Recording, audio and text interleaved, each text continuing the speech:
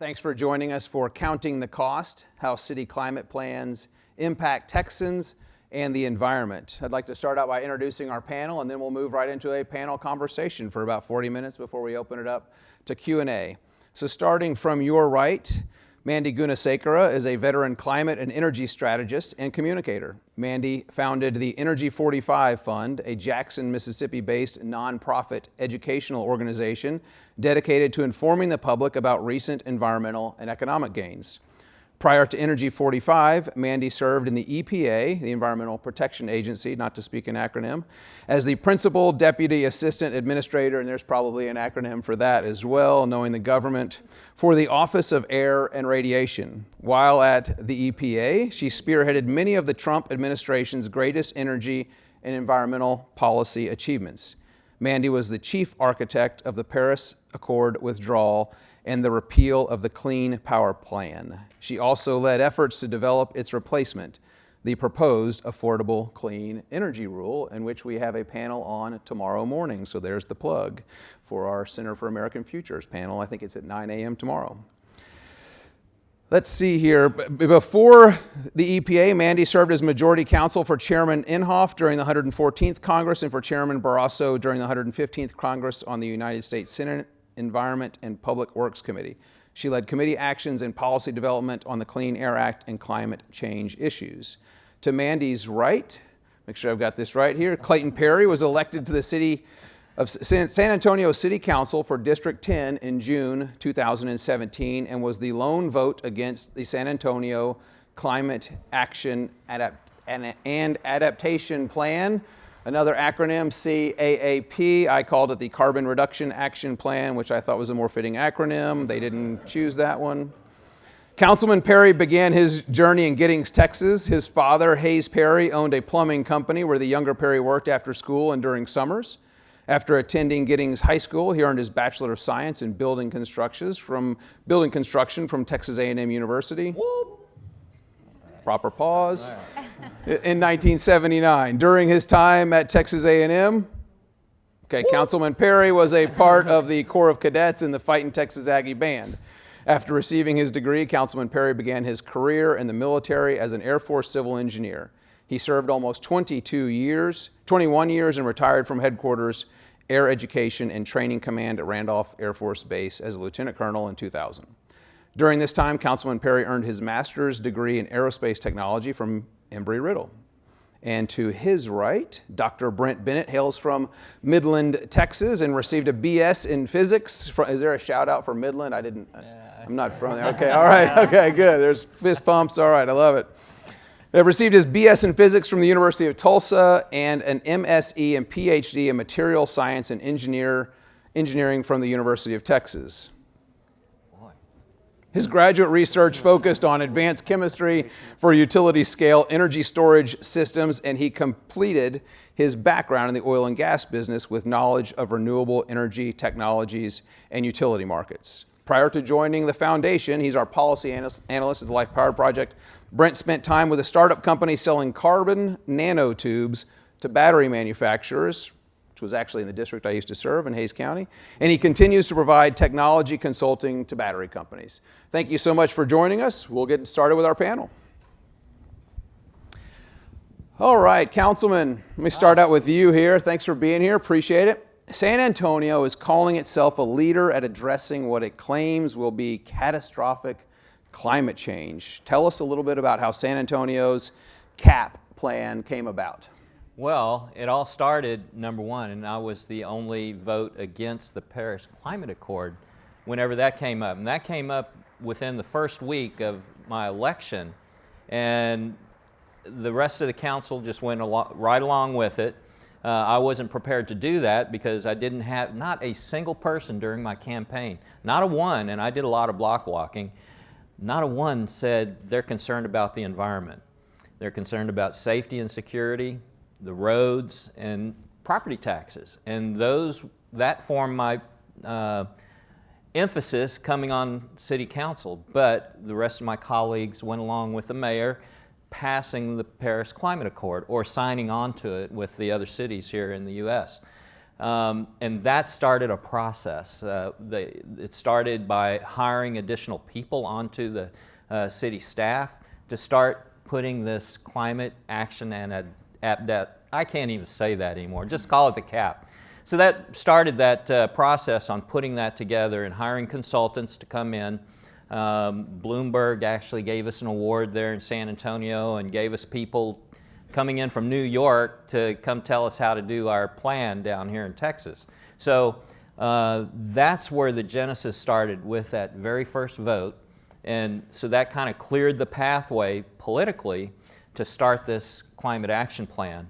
And now that that has passed, and again I voted against that, it has cleared the way for the city staff now to start developing all of these plans, and it's going to take a lot of money to implement these plans to try to show, yes, we're making some progress in San Antonio to clean up the environment, and particularly the air quality.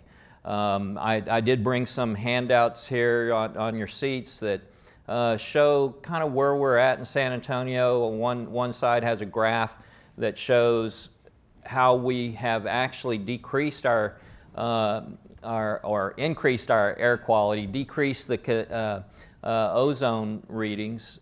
There's one monitor that's still out of compliance.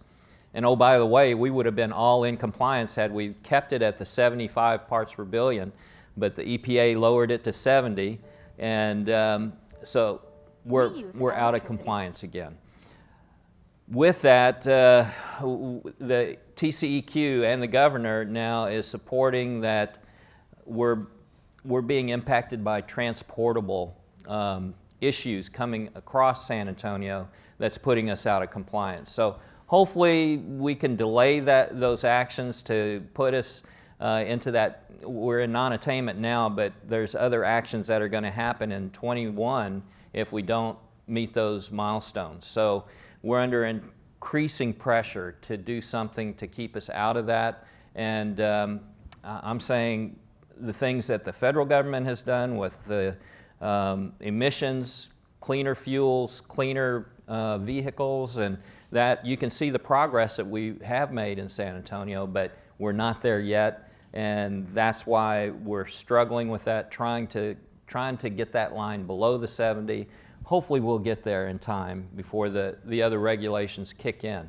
So all of that together has given it's added fuel to the fire to pass this climate action plan in San Antonio, which again basically opens a door for spending billions. And you know, one of the big things is the environmentalists want to close down our fossil fuel plants like today, and it's billions of dollars, and plus it's not even feasible. We don't have the technology to power San Antonio without those power plants. So we're fighting some big battles right now on the environmental side and air quality there in San Antonio. Great, thank you very much. I'm making notes here, so I've got a lot of questions. I think I'm going to take the whole 20 minutes for Q&A. But you mentioned some things like Bloomberg and non-attainment and the Paris climate.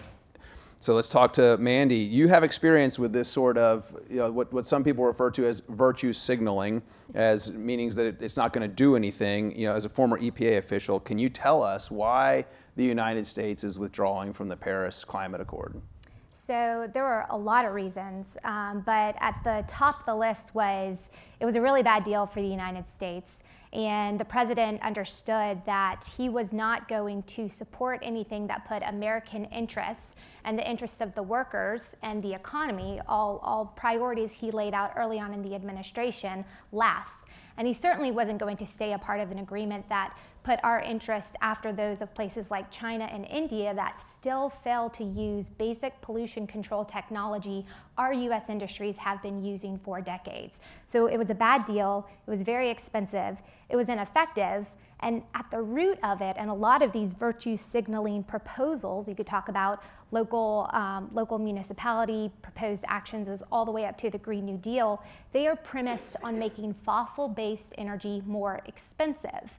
And when you do that, it actually degrades environmental progress that our that are achieved alongside the growth of economies fueled by fossil-based energy. And it also would undercut a lot of the prosperity that we've been experiencing in this country under the president's thoughtful and pragmatic direction. So there were a lot of reasons we got out of the Paris Climate Accord, and those were just some of the main reasons. That's great. Brent, Dr. Bennett, what about the actual climate impact? What's the actual climate impact of these proposed plans? You've got San Antonio now as part of this Paris Climate Accord. You have over 400 U.S. cities have signed on, being funded by Bloomberg Foundation, actually putting employees in offices of city council actually in city offices paid for by Bloomberg Foundation, which I couldn't imagine if a third party, having served in a legislative body, wanted to pay for an employee in my office. I just couldn't imagine that that would fly with the people that I serve, but it's happening around the country. What would be the environmental impact or the climate impact with these plans if they were all passed? Yeah, well, and you have both groups within the U.S. and there's also the international group called the C40 Cities program, which San Antonio is trying to be a part of. Austin has been a part of it for a few years now. But it's basically 94 cities around the world, and together they represent about 7% of our global emissions. And so their goal, all of their goal as well, by banding together, we can eliminate 7% of our global CO2 emissions. But really, when you get down to it, the ability of particularly cities, but also even the entire U.S. to reduce CO2 emissions in the manner in which they're trying to do it it'll have a minuscule effect on both CO2 concentrations globally and also therefore on global temperatures. It's just not. It's probably the most. If you consider that to be a problem, it's probably one of the most inefficient ways to get around it. Really, you need, if you're going to tackle that problem, you need innovation and technology to handle it. You're not going to do it by government mandating, these kinds of changes to our energy system and our lifestyles to make it happen. These cities are 7% of global emissions. U.S. is a little bit higher than that, but either way, if you take them all away, you get hundreds of a degree difference in temperatures 50 years from now. So we're going to spend billions of dollars to make a negligible difference 50 years from now. So that's great policy. You say hundreds of hundreds. Degrees. Yeah, So like there's some zeros after a point. Yeah. Where do you get those numbers from? Where are you coming up with this hundredths of a degree difference? So what we do at Life Powered is one of the things that we do is we've taken some models that have been created specifically for the purpose of estimating the effect of different emission scenarios in the future. So you take, you say, okay, if we want to have this much CO2 emissions over the next 50 years, what's the impact going to be on global temperatures? And there's open source models that you can use to do that. They're used by the EPA, they're used by the UN. And other bodies, and so we take that and say, okay, well, what if you subtract out the U.S.? What if you subtract out all these cities, and what's the temperature effect going to be in 2050 and 2100? And we're taking the models as they are, and we think there's a lot of flaws with these models, but we're taking them as they are. The climate effect and the effect on temperatures of reducing emissions in these ways is negligible. So it's the same models the UN Intergovernmental Panel on Climate Change we're using and saying if you eliminate all emissions from cities, it's hundredths of a degree by 2100. Yeah. So Mandy, why do you think that politicians and elected officials are getting behind these plans and passing these plans in their cities and in some cases in states?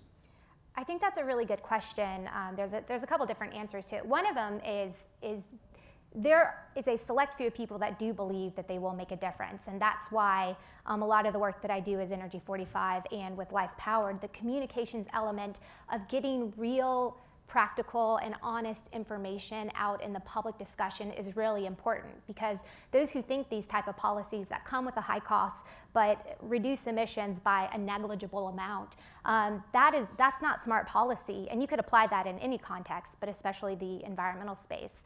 A larger group of people embrace these type of policies because it's a good excuse to expand the role of government if that's what you believe in. And a lot of the Democrat leaders and this element that's moving towards socialism, a version of socialism, into the future, climate change is the perfect excuse to say, well, you should hand over your liberty and freedom because if you don't, the world's going to end. They will scare the American people, and you saw a lot of this. There was an uptick in these type of tactics in the Obama administration to try and scare the American people into handing over decisions that are much better made by you or I or experts at a local, regional, state level than the federal level, to hand that responsibility over to the federal government. So a lot of them are using it as a means to expand and acquire more power, because if you're of the more liberal mindset, you think that bigger federal control is the only way to pare back and address these issues, including emissions. But one thing Brent just mentioned and touched on is in the environmental space, that couldn't be further from the truth in terms of actually reducing emissions, whether you're talking about traditional air pollutants or even greenhouse gases. It's technological breakthroughs, and that exists much more, and is created much better in an environment that heralds up individuality, freedom, and the ability to go out and try things in a market-based system. So there's a couple different reasons, but I think at the end of the day, a lot of the politicians are out there because it is a very good excuse for them to rise in relevance on the liberal side, because it's a popular place to be if you're a Democrat, and then two, it's a good justification to expand the role of the federal government. If I can add one thing to what Mandy said, is kind of, if you want to put it into a line, and that our director Mike Nassi always uses, which is, we've improved our air quality a bunch over the last 50 years, and we've done it through technology, not ideology. And we have to create an environment for technology innovation, not an ideology that says we have to do things a certain way, and the government's going to tell us how to do that. That's great point. And the government has a history of making those decisions, or making the wrong decisions when they actually do step in. There's a lot of different examples where you could point to that. One of them being the expectations of, if you look at annual energy outlooks that come from the Energy Information Administration, EIA, not to use acronyms I'm comfortable with, but if you go back, look the last 5 years, and the projections that the government was making, and this is actually a mostly nonpartisan entity that's supposed to just look at facts and figures and make projections about where we are going to go from an energy use and development perspective. But they've historically gotten it significantly wrong. One of the biggest underestimations was the fracking boom, and how that has completely changed the energy landscape, something the government failed to see, but private investors and people who were on the ground, the engineers and people trying to figure out a more efficient way to extract something that makes our life possible, they saw. But again, the federal government failed to see. So it just goes to show that we as individuals are in a much better position to be making the type of decisions to solve actual problems instead of the federal government. Councilman, you mentioned in your opening, the first question, you talked about your constituents and the people whose doors you knocked on weren't talking about and are encouraging you to go out and pass climate plans. It wasn't a concern of theirs. Right. What are the issues now? And then your experience at Randolph, what are the concerns at the military? I noticed that the military bases in San Antonio are some of the largest industrial purchasers of electricity from CPS. Should we be concerned? Should your constituents be concerned, and should Americans be concerned from a national defense standpoint of not having, and I joke that military doesn't care about affordable electricity, but they want reliable electricity. That's right. Yeah, very good point, Jason. First of all, getting back to, and I just want to touch on this climate action plan. You'll find in your seat also this editorial that I put out, and they actually printed it in the newspaper, most left newspaper in the country, but they actually printed it. And I'm proud of that, because what they were doing, they put this plan together, but not a single cost associated with it on how much it's actually going to cost to implement this plan. In the plan, they had costs for what would happen if we didn't implement the plan. It was going to cost us billions with every excuse in the world why you would be paying money out if you didn't implement it, but not one line how much it's going to cost to implement the plan. And that's one of the reasons that I couldn't take anymore. I said, no way am I going to vote for something that, you know, my neighbors and constituents had no idea on what that cost impact that was going to happen. And to your point, today it's still safety and security, street maintenance, and property taxes. That's what people are concerned about. They're not concerned about the environment and that the world is going to come to an end in 10 years. They're the least concerned about that. They want to know what we can do to help them in their day-to-day activities and their day-to-day lives, and help reduce some of the government burdens that we're putting on them versus adding to those burdens on a day-to-day basis. So just wanted to point that out a little bit also. And what was the Military, second? Randolph, yeah. Military, yes. Let me tell you, when we set this plan out and approved it, it got their attention. It got the military's attention. It got Valero, they're big in San Antonio. Also Toyota, you know, and because one of the tenets is to be totally off fossil fuels in our vehicle fleets by 2050.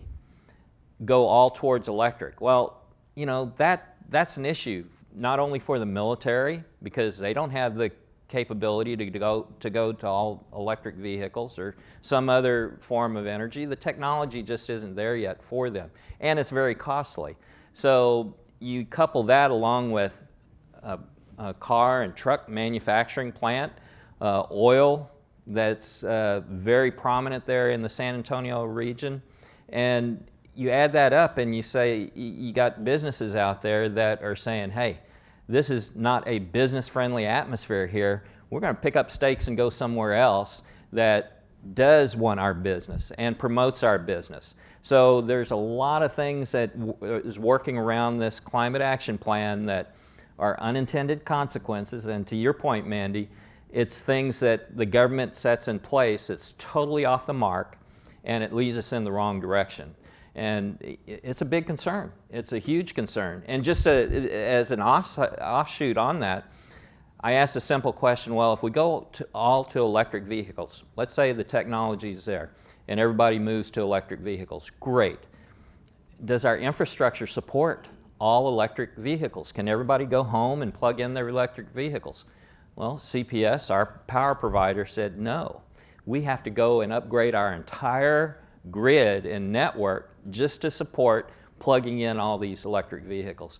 And that's billions of dollars just in infrastructure costs, not counting replacing all of our plants, our coal and natural gas fired electric plants with energy, with solar and wind, which again, it's not there yet.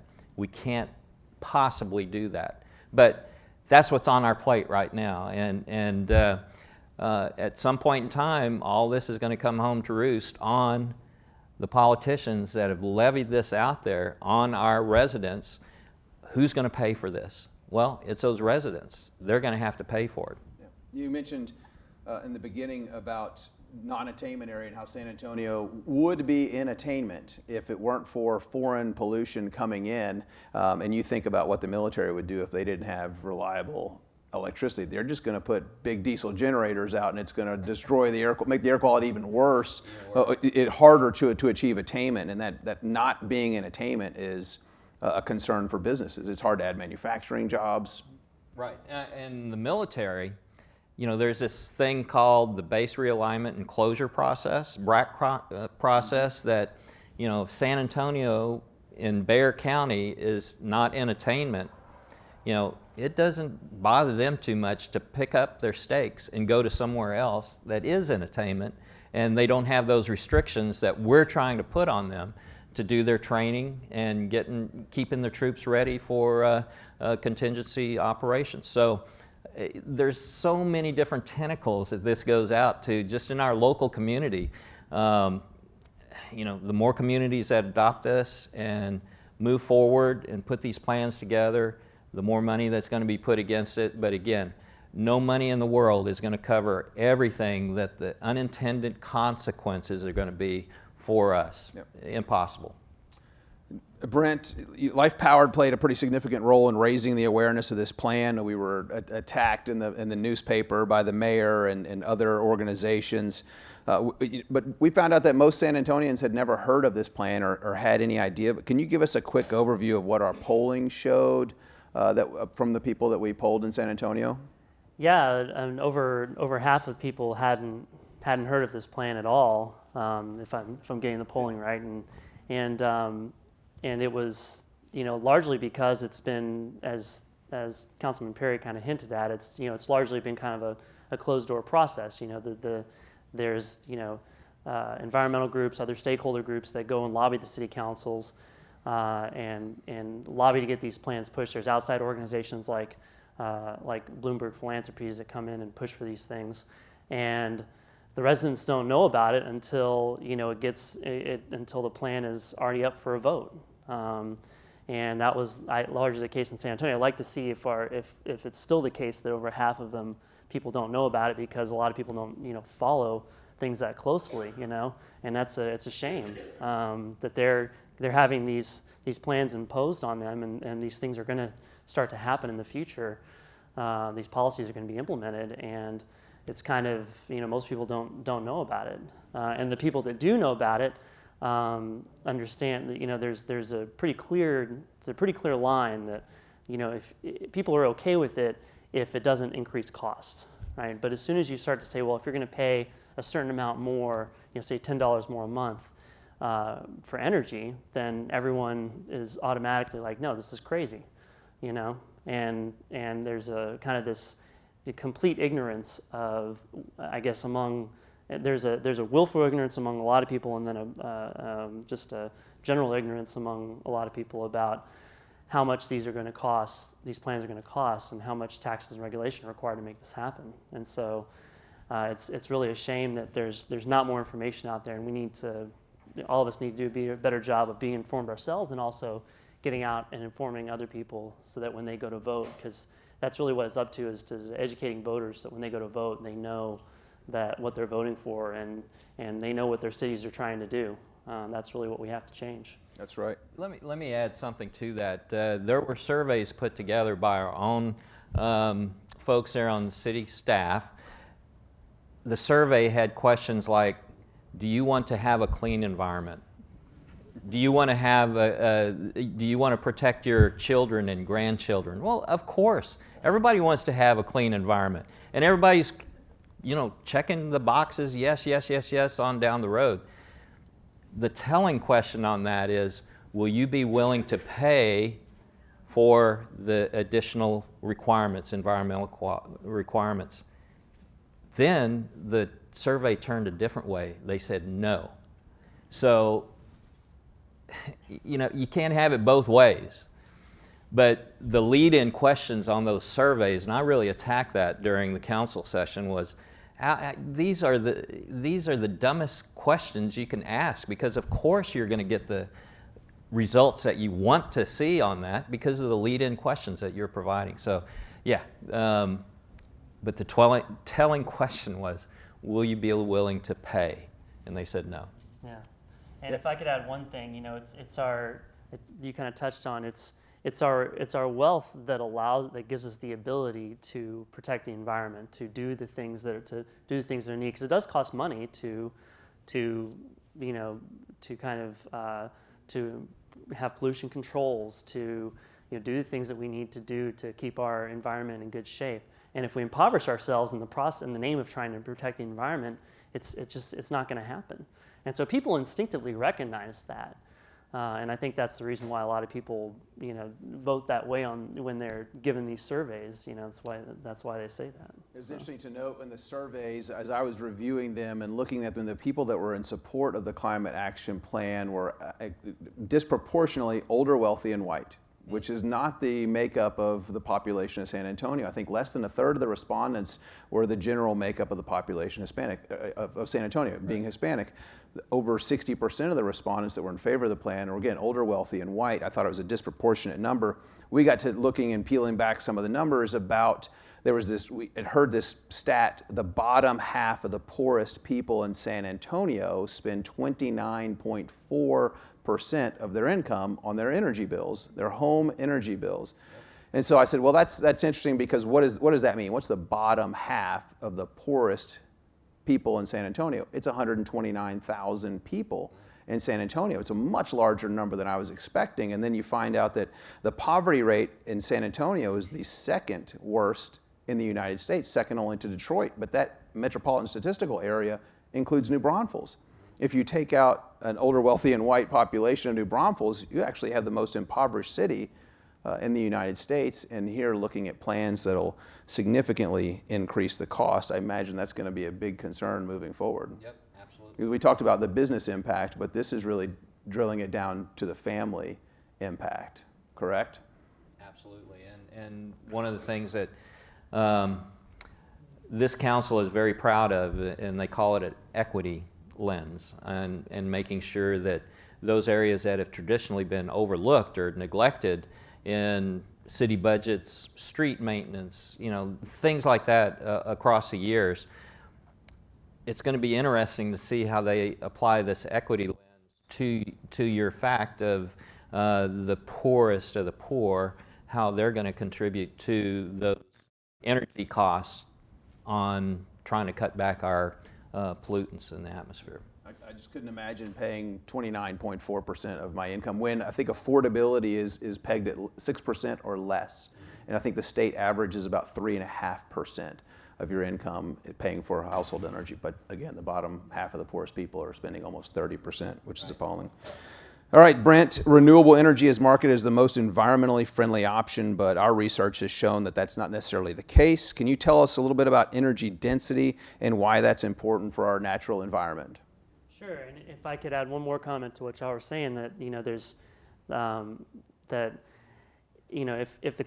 if we're going to have an increase in temperature of a couple degrees over the course of the next century, what allows us to adapt to changes in climate is energy. And if you make energy expensive for the poorest people among us, then it doesn't matter that we're reducing our emissions. Those people are not going to have the energy they need to run their air conditioner to adapt to whatever the climate is. And it's already hot in San Antonio and all across Texas in the summertime. So that's really, I think that's really a key thing that we have to keep in mind. But regarding energy density, we always say energy density equals environmental quality. That's our kind of saying here at Life Powered. And the reason we say that is that I think in the environmental space now, especially recently, there's this myopic focus on air emissions, and in particular CO2, when really environmental quality is a much more holistic thing. It's land use, it's water quality, it's all kinds of different things that go into really having a good environment. And if we have this, and what really the focus towards wind and solar is creating is this myopic focus on the fact that, well, they don't have any air emissions. Well, yes, but they also take up 100 times as much land as an equivalent amount of fossil fuel or nuclear generation. And that's in our panel yesterday, there was a bunch of discussion about that, how the land impacts of wind and solar. And so that's a trade-off that we have to recognize and have to be aware of. And there's also the mining impacts. It takes a lot of materials to mine and not to mine, but to harvest, I guess you could say, energy sources that are much less diffuse. Wind, solar, and water are much less diffuse, or much more diffuse, much less dense than fossil fuels and nuclear. So there's countervailing environmental impacts. There's no such thing as clean energy or energy that has no environmental impact. There's just energy that has environmental impacts in some ways, and energy that has environmental impacts in other ways. And we have to look at that holistically when we're thinking about the environment, and not have this myopic focus particularly on CO2 emissions, but also on air emissions in general. Do you remember the total land use that would be required for wind and solar for the city of San Antonio to go 100% renewable? It'd be larger than the city itself, larger than Bexar County, I think is what it was. Yeah, it's And larger than Bexar County. It's yeah. 2.5 times the city of San Antonio's geographic space. Yeah, which is a little bit larger than the entire county. Now, Councilman, does the city of San Antonio have power of eminent domain outside of their jurisdictional boundaries? No. I know right now we have put up some solar farms around the city and different city-owned plots, and we're purchasing wind energy from West Texas. But my goodness, I didn't realize it was that big of an area required for those types of energy sources. And it's information like that if people really knew, if we could get that information out better than, on my part, I'd love to get data like that to let people know, hey, this is what it's going to take. And when you look at the county and say you got to find that property somewhere else to build that, I think that would put a total different spin on this energy program. Yeah. That was one of my big legislative battles in 2015, as it discovered a utility district that had eminent domain authority outside of their jurisdictional boundary, and were loaning their eminent domain authority to a private company for $1 per year for 20 years, and had a massive project and fight on my hands. And we were fortunate, but we didn't have the ability. We didn't take that eminent domain authority away. So there are some districts in the state of Texas that have eminent domain authority outside of their jurisdictional boundaries. And imagine if San Antonio did, or their utility did, they could go seize 2.5 times the city of San Antonio for power generation. Just something to keep in mind. Mandy, you've obviously been following the Trump administration very closely. What do you think the future holds for energy sources that we rely on for our health, prosperity, and quality of life? Well, they'll continue to grow. Fossil-based energy in this country and abroad will continue to grow. You can look at any of the large comprehensive analyses that are out there. There's projected growth predominantly in the natural gas space. There is projected increase of coal-based energy in places like China and India and Indonesia. So the use of fossil-based energy sources will continue to grow. The good news in terms of what President Trump is doing with his energy dominance agenda is that a larger portion of it will be American-based energy. And that's not only good, it's obviously good for our local economy and our global GDP and competition abroad, but it's good for the environment. Here's one example. There was a recent study done by the National Energy Technology Lab, which is under the Department of Energy. And it was an analysis looking at the emissions of natural gas produced in the United States and shipped to Asian markets as well as European markets, compared to natural gas produced in Russia shipped to those same markets. And you think about it geographically, Russia is a lot closer to certainly European markets than the United States is. But nonetheless, when you compare those two metrics, natural gas produced in the United States and shipped to European markets, the emissions profile is 41% cleaner than that natural gas produced by Russia. When you ship it over to Asian markets, it's 47% cleaner. And a lot of that is because anything produced in this country, whether it's energy, whether it's if it's a consumer product or a vehicle, anything that is produced or manufactured in this country has to be done so consistent with the gold standard of environmental protections.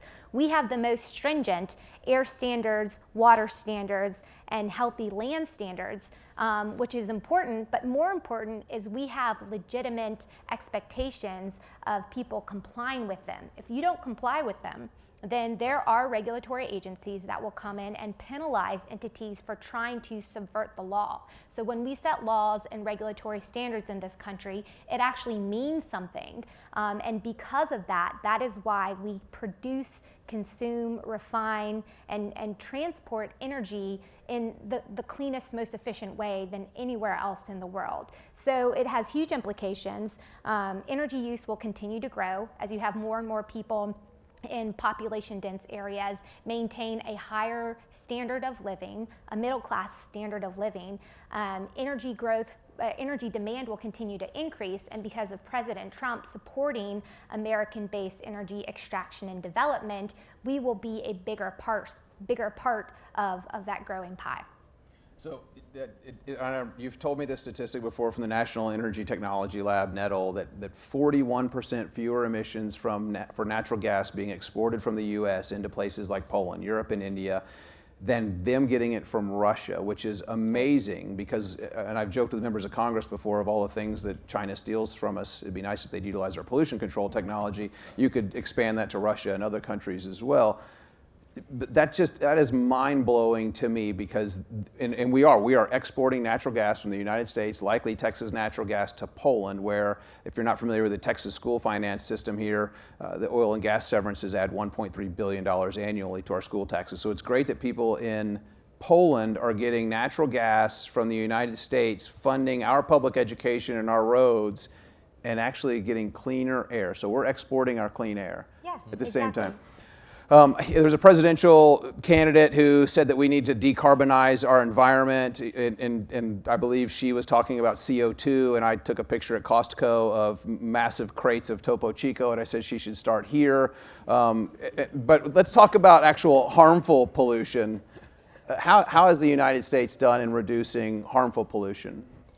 Well, one of the biggest success stories is the reduction of criteria pollutants. And criteria pollutants are your traditional pollutants, things like particulate matter, ozone, carbon monoxide, nitrous oxide, carbon dioxide, sulfur dioxide, things you do not want to be breathing, things that the Chinese population has to deal with and breathe every day because, like you just pointed out, they won't use or steal our advanced pollution control technologies. They certainly could do it, but they don't because there's a total imbalance. A major success story in terms of clean air progress and the reduction of these traditional pollutants has occurred under the auspices of the Clean Air Act, but it's been because there's been a measure of balance in how you align economic growth alongside environmental protection. One of the biggest problems today with the whole climate discussion when you're talking about greenhouse gases is that balance, it's totally missing. But in the Clean Air Act space and in the reduction of criteria pollutants, since 1970, we have reduced those pollutants by 74%. So a statistic the president says a lot, and it totally checks out in terms as a true fact. Don't read the Washington Post fact checkers, they're full of it. But we have reduced all these emissions by 74% and have the cleanest air on record since 1970. Another major success story is improving water quality. So back in the 1970s, and the 1970s was really a time where we started the federal government essentially started monitoring the presence of these type of pollutants that we had a much better and sophisticated understanding of. They really started measuring the presence and reduction of these in 1970. But in terms of water quality as well, when they started focusing on the presence of pollutants in drinking water, it used to be that around 40% of communities met the lowest threshold of clean water standards. Today, over 90% of communities meet the highest threshold of clean water standards. So there's very tangible, very measurable progress that has occurred, and it's something we should be very proud of. And the biggest problem, I'm going off course just a little bit, but one of the biggest problems with the environmental discussion today, and especially the environmental discussion from the left, is they failed to acknowledge the fact that we are already a leader in terms of cleaning up the environment alongside massive economic growth. And when you have those together, that is a game changer. And we figured out how to do this in the United States in a very practical way to where you can have it all. And that's when you can figure that out and that can be replicated around the world, that's when you really start changing the trajectory of clean air standards and clean water standards for the entire global population. It's incredible. The president spoke at Davos a couple of days ago, maybe it was yesterday, I can't remember, this week's a blur, but talked about how during the previous 2 presidential administrations, we had lost 60,000 factories. And during the previous 3, we've gained 12,000. We talk about at Life Powered, and Brent, I'll probably direct this to you because you've actually studied this a little bit with the National Ambient Air Quality Standards and how you could be in the largest non-attainment area in the United States, Southern California, where they're impacted by what are they impacted by in Southern California? If you want to talk about our cross-air pollution that we've covered. Yeah, pollution from China. I mean, it's, and Councilman Perry's little pie graph there is a nice little example of that. And what Mandy said too, that there has to be a balance in terms of how we set environmental regulations. It's not just that we should try and drive everything to zero. It's impossible to do that. We need to have a proper balance in terms of where we set our standards, in terms of what we regulate and also how we regulate it and where we set the standards. And for too long, that debate has not existed. It's just been, we need to drive pollution to zero. That's it. And now I think now, especially within the EPA now, there's a little bit more of that discussion, robust discussion about what are the correct levels. And because what happens is you drive pollution to zero, well, you try to do that, well, industry packs up and leaves because it's impossible to achieve. It's just, and what happens, they go overseas. And we've seen a lot of that happen over the last 20 to 30 years. And actually in California now is probably the most, they have the most areas in non-attainment. So they have their pollution levels of the criteria pollutants Mandy talked about are above the levels set by the EPA of any place in the country. And the primary reason for that is because of pollution being transported from China. There's the way the jet stream and the winds work across the Pacific. There's a lot of, and not just China too, I pick on China, but really all across East Asia, that pollution is transported from there to California. It hits the mountains, the Sierra Nevadas and the Rockies, and then is kind of deposited there in the western U.S. And so it's this crazy thing where they're wringing their hands in California about how their pollution levels are in non-attainment, but really they're not going to get there by, and this can be true for the rest of the country as well, by just lowering the standards. We have to think about what's the right balance and also bring other countries into the fold in terms of what they're doing and have them meet our standards for air quality. I think you and Dr. Kathleen Hartnett-White was in the audience. There she is, the former chair of the Texas Commission on Environmental Quality, just updated a pretense of science paper that shows there's no health benefit for making the standards more strict whatsoever. But what we do see is with those standards is exactly what you're talking about. We export jobs and we import pollution. And 65% of the pollution in California comes from Asia, where it's just unfortunate, like we've talked about them stealing our pollution control technology. I think our federal government should be calling our trading partners to meet our air quality standards. According to the World Health Organization, we have the strictest standards in the world when it comes to air quality, and we're the only country that meets them. And I think that's an incredible testament to innovation and free market, and hopefully now we can continue to export that energy and clean air around the world. Can I please chime in. So that was one of the goals of this administration, and at EPA I was involved probably more so than traditional in the role that I had in the international discussion. But at the G7, this was a very good example. We came in, and we being the U.S. government under the leadership of President Trump, and all the other countries, all they wanted to talk about was to try and shame us for not being a part of the Paris Climate Accord. But one of the things we said was like, look, first of all, if you want to talk about greenhouse gases, we lead the world in greenhouse gas emissions reduction. So until you lead us in a way that you think matters, we can have that conversation, but I don't think it's good for you. Second of all, if we, the leading economic countries, are coming together to try and help address real tangible environmental issues, let's talk about water quality. Let's talk about air quality. I mean, my husband goes to China once a year. He's a part of a U.S.-Asia Institute that's all about engaging in a collaborative discussion with China on mostly trade issues. Nonetheless, every time he goes there, he sends me a picture of the air quality index. If you're familiar with that, that's how they measure the presence of particulate matter on a day-to-day basis.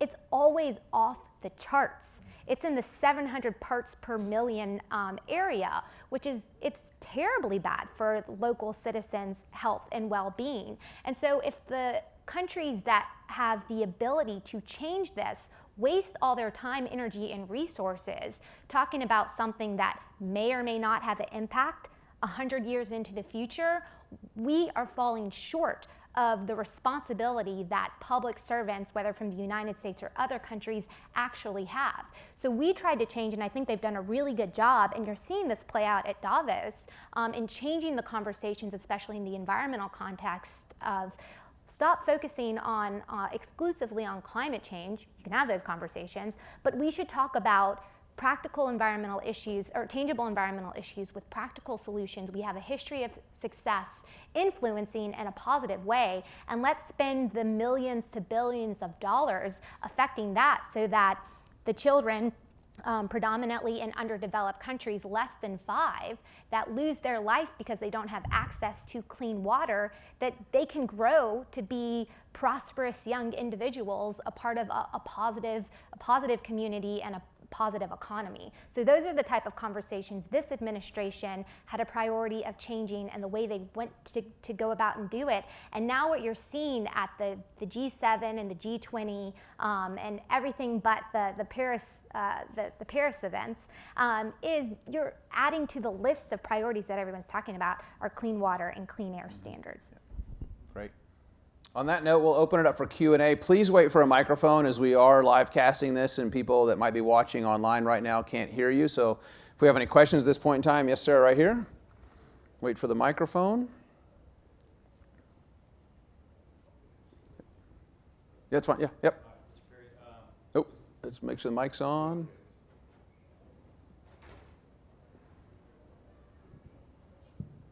I'm curious to know if the city of San Antonio talked about the issues in Georgetown and why they wouldn't affect San Antonio with a plan like this, and then also if the city has plans for lobbying in regards to 212, 213 abatements going forward.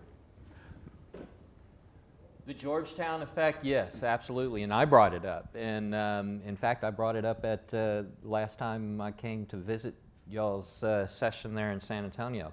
Absolutely, but did it gain any traction? No, there was no interest in really learning what the situation was and how Georgetown got themselves into where they're at today. So it just kind of went over the top of their heads. They didn't even want to discuss it.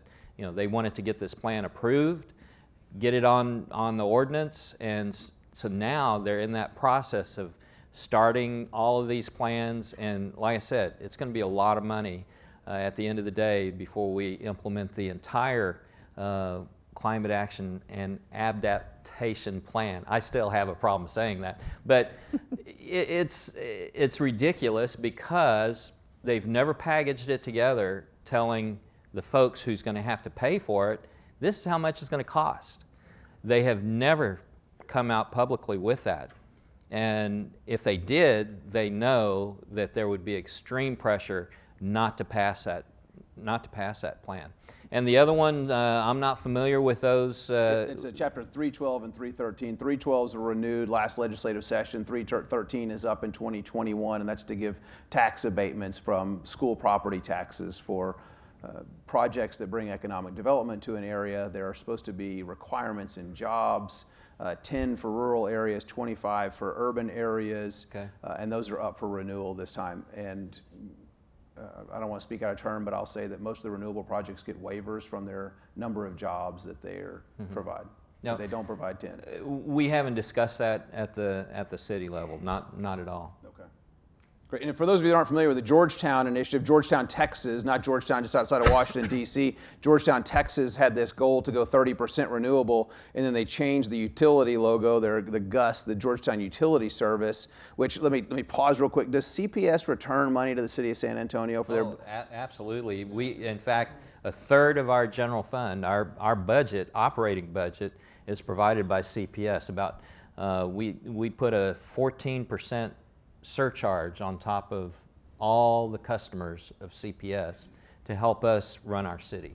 So that used to be the case with the Georgetown Utility Service, GUS. Again, their logo, they came out, they had this goal to go 30% renewable, but their logo was made with windmills and said 100%, which why would you do 100% in a logo if that's not your goal to go 100%? Well, they bought enough credits to go 100%. I joke and say they bought really 200 to 400% electricity, much more than what they needed. They're $31 million in the hole over the last 3 years, and now the city is subsidizing the utility, not the utility in the case of San Antonio providing money to the city. So for those of you that aren't familiar with Georgetown, that's how well their green bling gamble has paid off.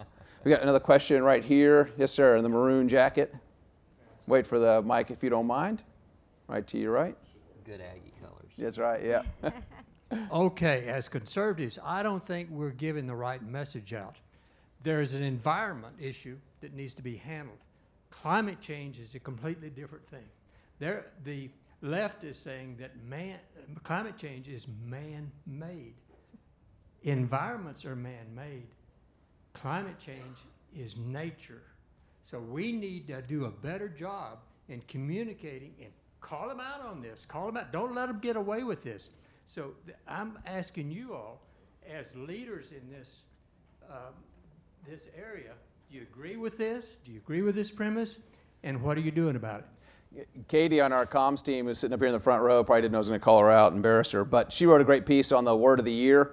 Last year there were a couple of dictionaries that said existential was the word of the year. Another one said climate crisis was the word of the year. Katie's thought was energy poverty should be the word of the year. And you look at what some of these policies that are being proposed to stop this existential climate crisis, if you will, would increase the cost of energy around the world, would force more people into poverty. Right now we have 1.3 billion people on this planet that don't have access to electricity. 3.8 million people die every year from lung illnesses related to indoor air pollution because they're cooking over an open fire with wood, dung. Those are biomass that Kathleen writes about in her book called Fueling Freedom. There are copies here. And they're cooking actually with coal over an open fire with no pollution control technology. 3.8 million people. And you look at, and this is where I get a little bit emotional, a little bit passionate about this. You look at policies from the USAID, the U.S. Agency for International Development, that has a Power Africa program. Right now, the average person in Africa has access to 1 hour of electricity. Their goal is to get it to 7. You can't refrigerate food with 7 hours of electricity. You can't refrigerate medicine. You can't live in an incubator with 7 hours of electricity. The USAID, utilizing our tax dollars to donate and help developing countries, will not loan money to developing countries if they're investing in energy infrastructure that involves fossil fuels. Natural gas from Texas is off the table. Coal is off the table. It's unreal to me that these are the policies that is coming from our federal government to help our friends around the world. This current presidential administration could be known for ending poverty around the world. And I hope that this administration embraces that and does that in Africa. We've got an incredible opportunity. The climate is changing. There's absolutely no doubt about that. And what you've seen over the last 100 years is you've seen a reduction in climate and weather-related deaths, 98.9%, and the population has increased 500% or 500 times.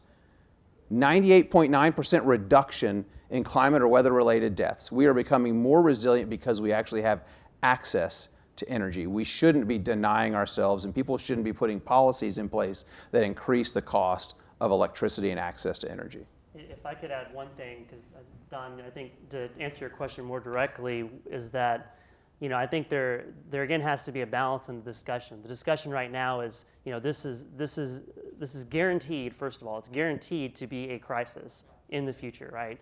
And that's not true. We know that greenhouse gases have a warming effect. There's an effect there. We do not know how large that effect is.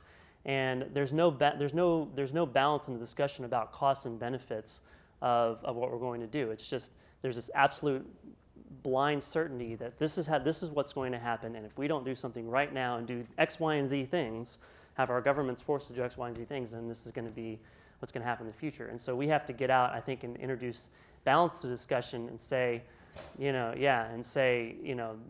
there's, the future's uncertain. Here's a range of possibilities.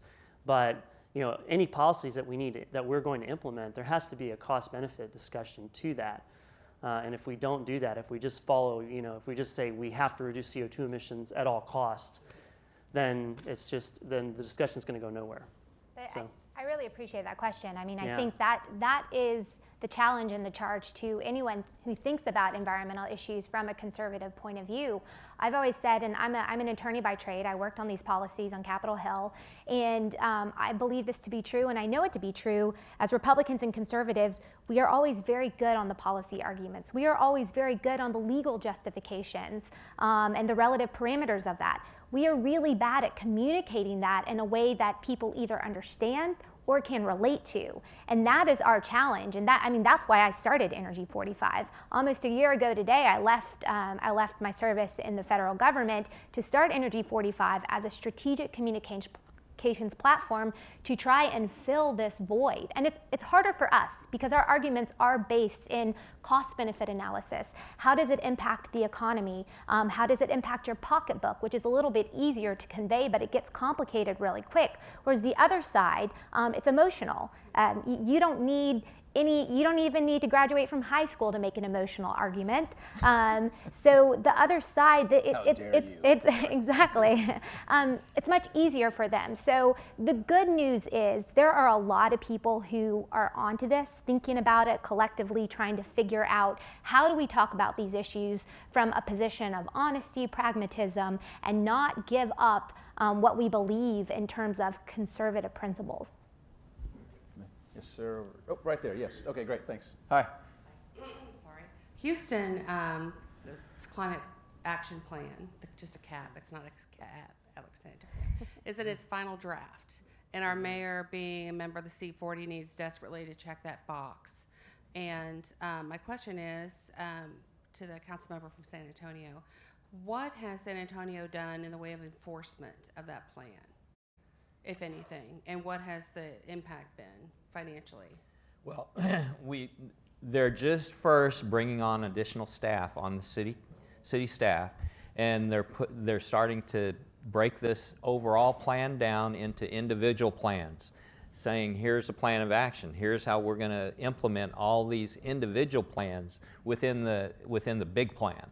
So they're just first starting this, and I would say within the next 2 to 3 years, we'll have a better handle on that, on where this is really going. Hopefully we'll have an administration change. But besides that, yeah. In San Antonio. Right. Yeah, San Antonio. But, the impacts are not going to be known right up front. And that's why I was calling for cost analyses on the overall plan right up front. Be transparent about it. Don't keep that out of the book. You need to put some notional cost in there, what it's going to cost the taxpayer. That's my whole point, and that was part of that article. There was no cost put to it. It's just, here's the plan, approve it, and then we'll implement it after you approve it. Yeah, it's more virtue signaling by the mayor in Houston, who you pointed out is the co-chair of this climate initiative, the C40 initiative. Mayor Garcetti is the chairman of that from Los Angeles, is the mayor of that initiative. San Antonio is a little bit different because they actually control CPS Energy that produces the electricity for San Antonians. The city of Houston is in a competitive area where you have approximately 28 million people. In Texas, 20 million live in a competitive area, so they get to choose who their provider is. San Antonians don't. People in San Marcos who have also signed on to it don't. Georgetown doesn't. I don't know about Smithville, where Hope's probably not going to float much longer because they've signed on to the Paris Climate Accord. Dallas, Austin, Houston, yes. It's still going to be detrimental to the people that live in the city of Houston because they're going to change lives of people. They redo traffic to be, you can only drive an electric vehicle downtown, or you can only be on public transit. And they control the streets. There's things that they can do. Let's just hope that they don't do things that increase the cost of energy. Tim. My son has a Tesla. He lives at home. How many kids? He are doesn't involved in the pay. production of Really, that? that's his Wait, only let's expense, skip it out. really. Except he buys a lot of stuff on the internet. Works at Amazon, a couple other places sometimes. Anyway, how clean is electric energy? Is electric cars? How clean are they? It depends on, if I can answer that, it depends on where they come from a lot of times, right? And this is what Mandy and Jason are getting to. In terms of, if we want to just talk about CO2 emissions, which is what everyone talks about, the emissions that are embodied in the manufacturing of it and in the use of it depends a lot on where the energy came from to produce that. And if you're getting that energy from coal or something like that, well, it's really not any better than if you were to just use a gasoline-powered car. There's no benefit whatsoever. You're just basically transferring those emissions to somewhere else. But then really the problem, to me, the big problem comes in the land use impacts. Again, there's the energy that it takes, the energy and the materials that it takes to make batteries, and also the energy that it takes to power them with electricity compared to what it takes to fill that car up with gas. And the land use impacts are tremendous. And we don't see that because we're not near a mine or a mine that's making lithium, for example. If you ever see pictures of a lithium mine, they're massive, massive. And the scale that it's going to take to make electric vehicles widespread is going to be huge, and maybe we'll find ways to do that better in the future as technology evolves, but it's a huge scaling problem. And it's not like there's no environment. It's not like EVs have no environmental impact and gas-powered cars do. It's just different impacts, and we have to think about that holistically. And let me add, look at it from a little bit different perspective. TxDOT right now is struggling with electric vehicles. They're not paying a gas tax. They're not fueling with gas, so they're getting a free ride on our roads. So are they going to have to increase the gas tax for the rest of us that buy gas to subsidize the electric cars out there on the road? So that's another way to look at that. How are we going to continue as the electric vehicle fleet increases? How are we going to continue to build and maintain our existing roads right now through TxDOT? And oh, by the way, if you get a chance, talk to your state and federal legislators. Texas is the last donor state of gas tax money to the federal government. Every other state is off except Texas. We're still paying into the federal government our gas tax. And we need to put pressure on our legislators. Get us off of that. We need that money to maintain our roads here in Texas. Roy just filed the bill. Oh, yeah, awesome. Well, everybody go to your state legislators, Governor Abbott, Lieutenant Governor Patrick, everybody, to let them know we need to get off of that. Thank you. Mandy, you wrote an op-ed on the batteries, and you want to comment? Yeah, I'll take it. Well, the analysis one step broader in terms of electric vehicles. Hyper focusing on one element is really disingenuous. And another side product of a growth in the use of lithium-ion batteries is the mining of the materials that go into it. And one of them is cobalt. And cobalt is predominantly mined in Africa, in the Democratic Republic of Congo, where they have no labor practice standards. And what it is causing is an exacerbation of child labor practices. And there's been significant analysis, and it's just crazy to me that people want to feel guilt-free driving around in their Tesla because it's zero emission, but they're literally driving on a battery that was produced by labor from a 4-year-old. I have a 5-year-old, and just the thought of my child out there picking through cobalt, piles of cobalt that's then sent to China, and then that is then sent to the United States to fuel a guilt-free lifestyle by the elite that doesn't care, it's preposterous. And so it is far from zero emissions from a greenhouse gas perspective. It also is also far from being this guilt-free technology, because it's actually exacerbating one of the biggest human rights crises that is growing in Africa. UNICEF reports 40,000 children ages 4 to 13 years old are working in cobalt mines in the Congo. We'll take one last question right here in the front. Sorry, Mario, we're running out of time. Yes, sir. Why do you accept their definition of it being, of energy being fossil fuel. When it's only hypothesis, just like abiogenesis theory for about 20 years has another hypothesis, and nobody knows. And as we've gone deeper and we're drilling deeper and learned to produce more, why is that accepted?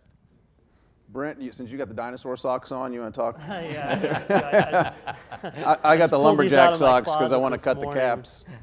I'm not sure exactly what you're talking about. Are you just referring to the idea that that we can produce hydrocarbons from in many more different ways than we thought possible, or?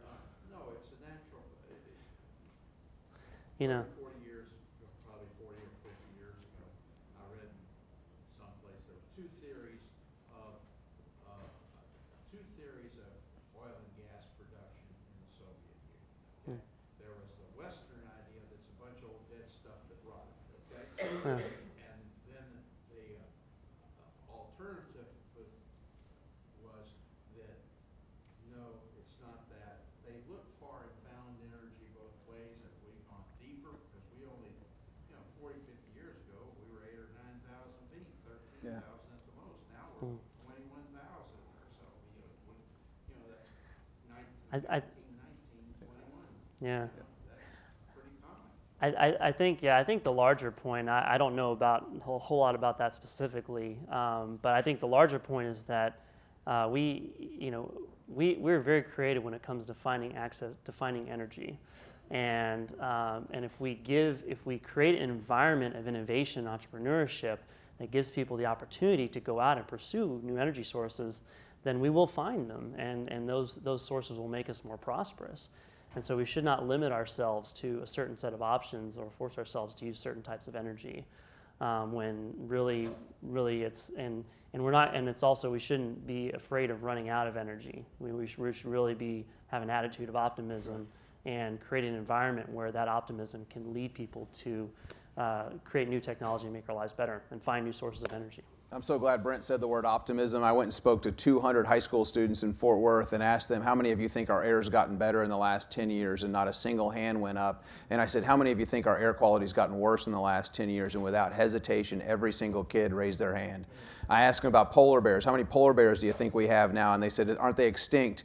And the fact is, in 1970, there were 9,000 polar bears on Earth. And I don't know how polar bears became this barometric measurement of climate, but now there's 40,000, and they're attacking Russian villages. We're doing pretty good, and we need to have optimism. We have this incredible opportunity. The energy under our feet can end poverty around the world, and that's the message that we need to be saying and telling people and really advocating for. So if you would, we're going to queue up a video, but if you would, please join me in thanking our panelists for joining this incredible conversation. Thank you.